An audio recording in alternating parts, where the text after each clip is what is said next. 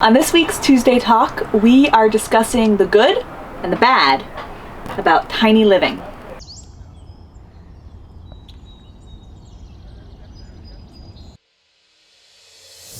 The good is you don't have a lot of stuff. Yeah, Which means you don't have a lot to maintain, you don't have a lot to pay for, you don't have a lot to worry about, quite frankly. I mean, if everything hits the fan, we don't exactly have hundreds of thousands of dollars of stuff. And that includes our house. Yeah. To worry about. So the low footprint, small footprint, I guess I should say, is really, I mean, it's so economical and so easy for the most part to deal with. And we know where all of our stuff is, which we didn't necessarily know when we lived in bigger houses because we have so little of it. She knows where all of her stuff is. I still have to ask her. Even though sometimes I helped her put the stuff there, I still have to ask. Sometimes the same day. All right, go on. And we can take all of our stuff with us, which is because we live in an Airstream, which is our version of a tiny home. But because we have so little of it, we can move our entire life with us wherever we want to go, which is really freeing. Obviously not as freeing as if we had even less stuff and we were in a smaller vehicle, but this is the size that works well for us. Sure. But one of the things is when you're on vacation, in this lifestyle, you take your home with you.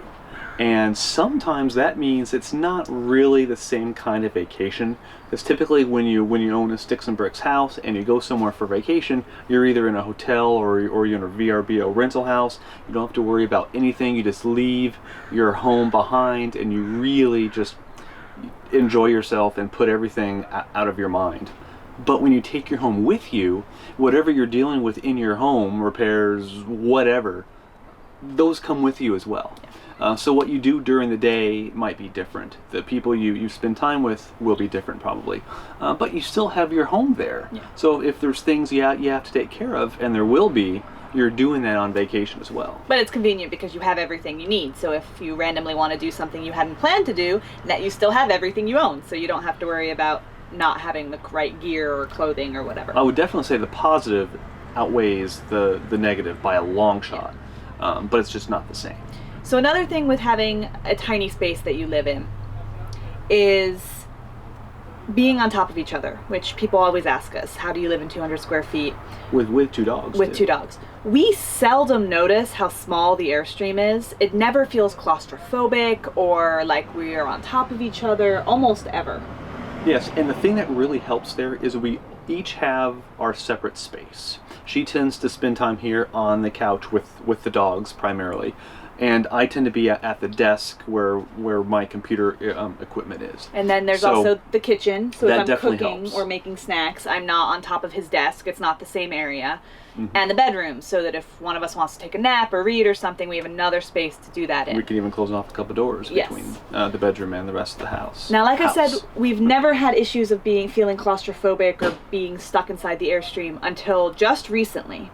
On vacation. On vacation, actually. And luckily we had an out. So we my family rented a house on the Oregon coast for 2 weeks, and we parked the Airstream on the property so that we could hang out with them, and Steve's parents came up and we had friends and all sorts of stuff. So most of the time we were up at the house hanging out with everybody else, and then we'd go down to the Airstream to cook and things like that. Well, we didn't cook. Not cook, sorry, sleep. But there was a problem with where we parked. So not only was the area we in very heavily wooded, so we were under trees. It was very predominantly damp and dark.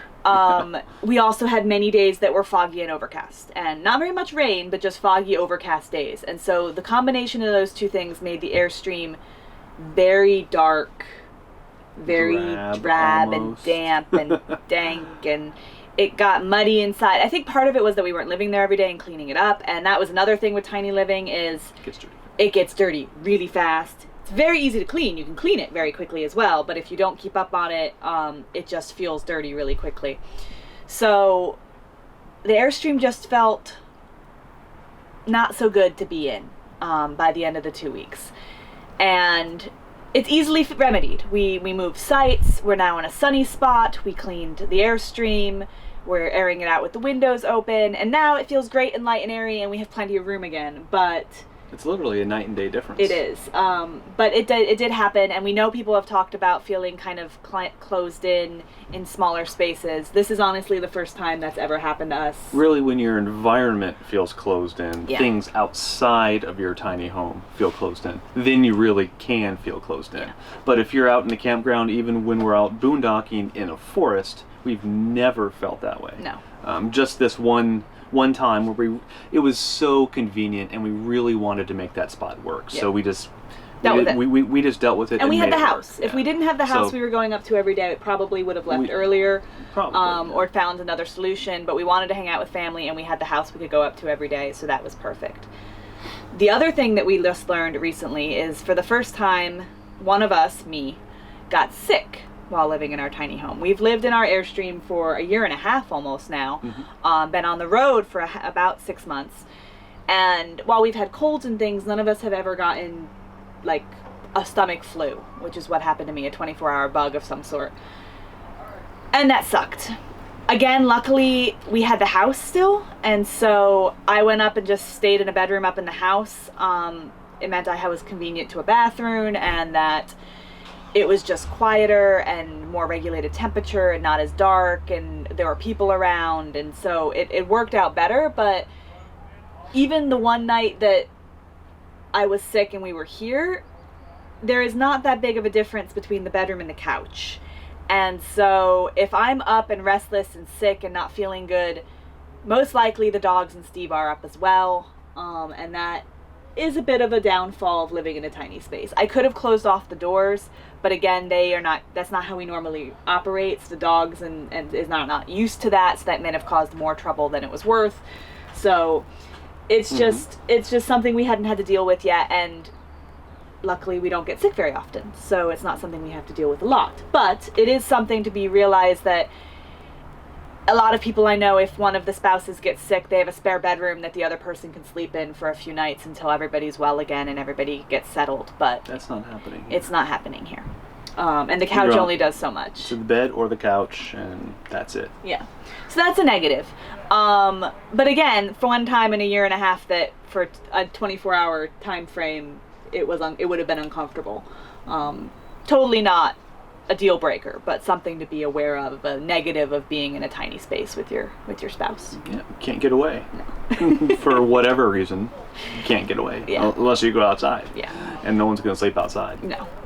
So. Suppose you could tent camp right outside. Yeah. Might But that would fun. be really awful. Be like, hey, Especially I'm because sick. we don't have a tent. So Hey, that I'm would be sick. really You awful. get to go stay outside. And a sleeping bag. We don't even have a sleeping bag. We are so unprepared for tent camping.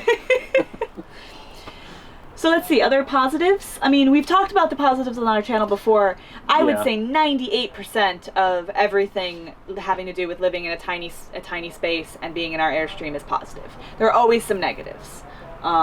And some of those come from being in a tiny space. Some of those come from being in a RV or Airstream where we're moving it constantly. Things break. We have issues with mice sometimes. All of that just comes along with the lifestyle, but those are totally worth it when measured up against the pros. Yeah, life still happens regardless of whether you live in a 10,000 square foot mansion or a 200 square foot Airstream. Yeah. Life still happens. But we found that the smaller you live, the less stuff you have, the more simple life becomes. And we definitely like it that way. Yeah. More simple, more pleasurable, more relaxing, Yeah.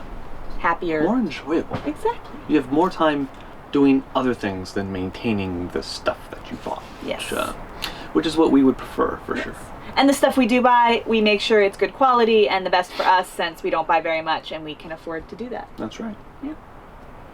So that's it for this week's Tuesday Talk. I'm pretty sure this was a once long requested topic about living in less than 200 square feet and pros and cons. If you have a specific question for us that you'd like answered in Tuesday Talk, please let us know, because we're looking for new ideas. Leave them in the comments below. Comment below if you have any pros or cons that we may have talked about before, or that you know of living in a tiny space, why you could or could not do it. And like this video if you liked it. Even if you didn't like it. Subscribe if you haven't already, and we will see you next time. Bye, guys. From a warm, sunny beach. Well, coolish, sunny beach. Yeah. Bye. Bye.